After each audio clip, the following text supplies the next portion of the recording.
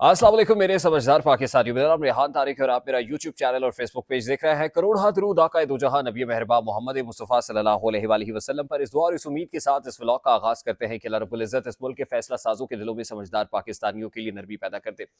दो एक्सक्लूसिव खबरें हैं जो आपके साथ शेयर करनी है। पहली खबर का ताल्लुक लाहौर हाई कोर्ट से। इस्लामाबाद के बाद लाहौर हाई कोर्ट ने भी इनकलाब का अलम हाथ में उठाया हुआ है और इस्लामाबाद हाई कोर्ट के 6 जजेस, बल्कि अब तो 8 जजेस कहना बनता है, उसके बाद लाहौर हाई कोर्ट के चीफ जस्टिस भी डटे हुए हैं।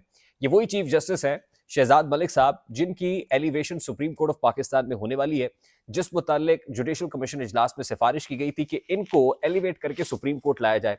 लेकिन सवाल उठ गया है कि क्या वाकई इनकी एलिवेशन हो सकती है, क्योंकि जुडिशल कमीशन के इजलास के अंदर 3 जजेस सुप्रीम कोर्ट ऑफ पाकिस्तान के इस हक में नहीं थे कि इनको एलिवेट करके सुप्रीम कोर्ट लाया जाए। और अब जो मौसूफ ने काम किया है उसके बाद तो और सवालात गहरे हो गए हैं।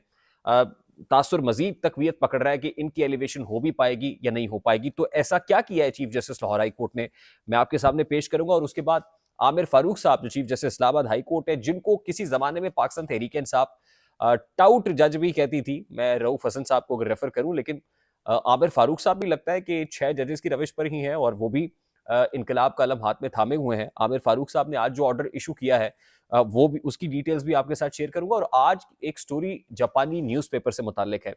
उस जापानी अखबार के अंदर वजीर आजम के 5 रोजा दौरे चीन से मुतालिक क्या कहा गया है वो भी मैं आपके सामने रखूंगा। तो सबसे पहले मेरा ख्याल है कि इस्लामाबाद हाई कोर्ट से शुरू कर लेते हैं। इस्लामाबाद हाई कोर्ट में जस्टिस आमिर फारूक ने इलेक्शन ट्राइब्यूनल्स तब्दीली से मुतालिक जो फैसला जारी किया है, उसमें जो ट्राइब्यूनल हैं इस्लामाबाद हाई कोर्ट में, तीनों नशिस्तों के ऊपर उनको काम से रोक दिया गया है।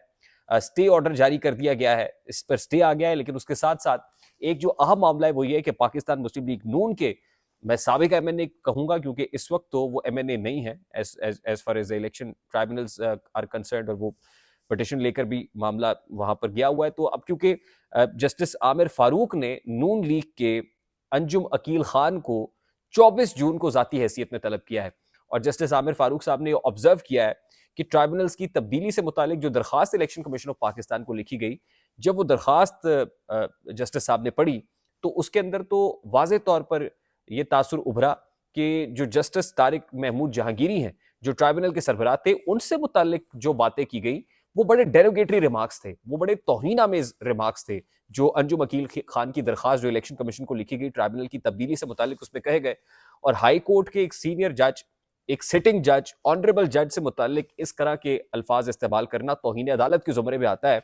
तो मौसूफ को 24 जून को जाती हैसियत में पेश होने का जस्टिस आमिर फारूक ने कह दिया है। और जाहिर है अगर अपने आप को अदालत के रहमो करम पर छोड़ेंगे तो फिर ही कोई माफ़ी मिलेगी, माफ़ी मांगेंगे और जाहिर है ये फिर अदालत के ऊपर होता है कि वो माफ़ करती है या नहीं करती।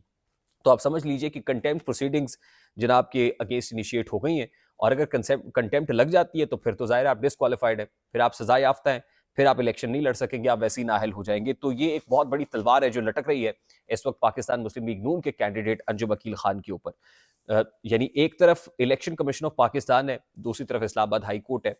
अब एक तरफ लाहौर हाई कोर्ट है और एक तरफ इलेक्शन कमीशन ऑफ पाकिस्तान है। यानी अगर कहा जाए कि इलेक्शन कमीशन और अदलिया के माबैन एक जंग शुरू हो गई है, लड़ाई शुरू हो गई है, तो कहना गलत नहीं होगा। देखिए, इलेक्शन कमीशन ऑफ पाकिस्तान ने जो ट्राइब्यूनल इशू किए थे, बावजूद इसके कि chief justice Lahore high court Shahzad Malik ने कुछ नॉमिनीज दी थी, उनको पसे पुश डाल के इलेक्शन कमीशन ऑफ पाकिस्तान ने ट्राइब्यूनल्स बना दिए। तो अब जो सो मोटो खास तौर पर था उसके ऊपर चीफ जस्टिस शहजाद मलिक साहब ने, chief justice Lahore high court ने, ये तकरीबन कोई 8 जजेस हैं जिनको अपॉइंट किया एज ए ट्राइब्यूनल। उन जजेस में कौन कौन शामिल है? उनमें जस्टिस शाहिद करीम है, जस्टिस मिर्जा वकास रऊफ हैं, जस्टिस चौधरी मोहम्मद इकबाल हैं, जस्टिस अनवार हुसैन हैं, जस्टिस राहील कामरान है, जस्टिस आसिम हफीज हैं, जस्टिस सुल्तान तनवीर अहमद हैं। यानी ये तकरीबन 8 जजेस हैं जो इन पर मुश्तमिल ट्राइब्यूनल्स लगाए गए हैं, और मुख्तलिफ जो डिविजन्स हैं उस हवाले से ट्राइब्यूनल्स मुकर्रर कर दिए गए हैं।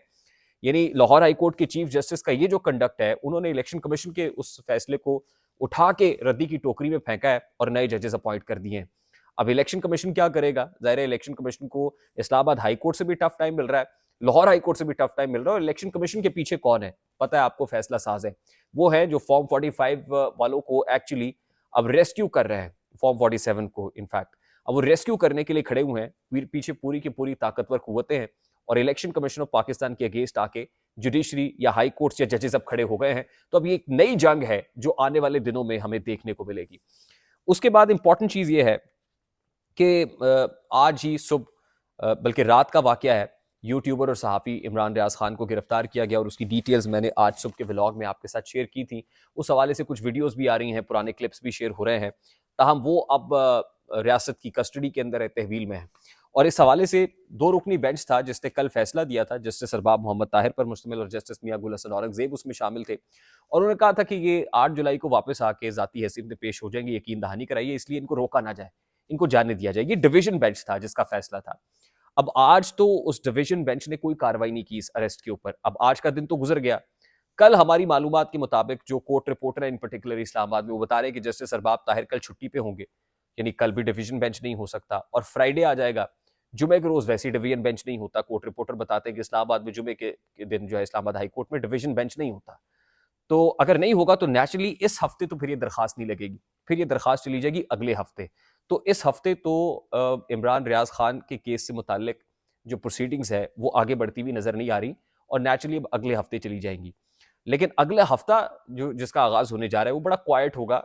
ईद की छुट्टियां शुरू हो जाएंगी, ईद के अयाम होंगे और जब ईद गुजार के आएंगे तो मैंने आपको बताया था कि बजट भी पास हो चुका होगा और ईद यानी कुर्बानी जो है वो भी गुजर चुकी होगी। तो उसके बाद नई कुर्बानियां शुरू होंगी।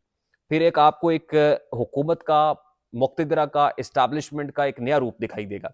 अभी तक तो जो इनकलाब लाने वाले हैं वो इनकलाब ला रहे हैं, हाई कोर्ट्स की तरफ से डिसीजन आ रहे हैं, वो इस्टेब्लिशमेंट के, मुक्तदरा की हुकूमत के नाक में दम किए हुए हैं। लेकिन उसके बाद फिर हुकूमत नुकेल डालने का सोचेगी। अब देखना यह है कि हुकूमत ने अगर कोई कानून साजी करनी है या सख्त फैसले लेने हैं तो क्या इत्तेहादी हुकूमत के साथ ऑन बोर्ड होंगे? क्या इत्तेहादी उसी तरह विकेट की दोनों तरफ खेलेंगे जैसे वो हद के इज्जत कानून पे खेल गए, जैसे वो फाइनेंस बिल के ऊपर आज खेल गए? अगर तो पीपल्स पार्टी से कुमक मिलेगी, कोई साथ मिलेगा, तो फिर ऐसी कानून साजी होगी जैसे हद के इज्जत कानून बिल में हुई।